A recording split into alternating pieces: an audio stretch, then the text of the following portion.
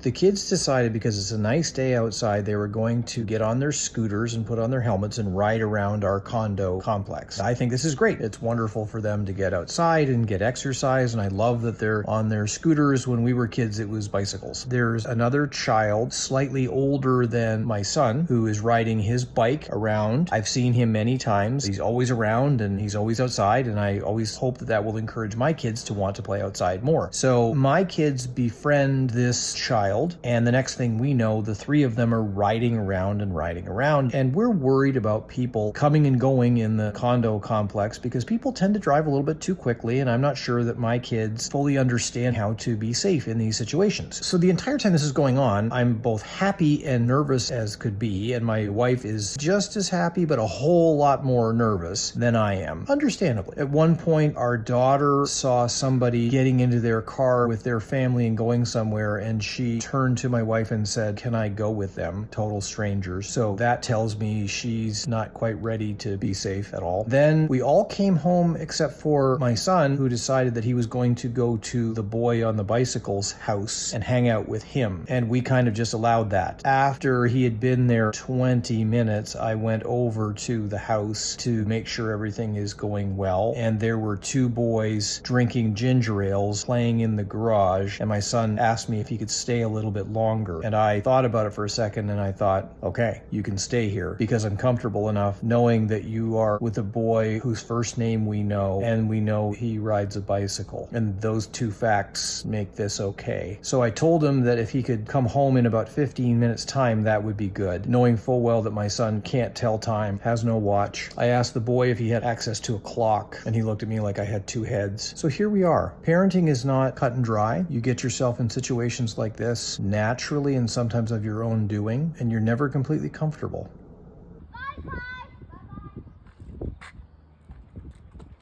Was that fun? Yeah.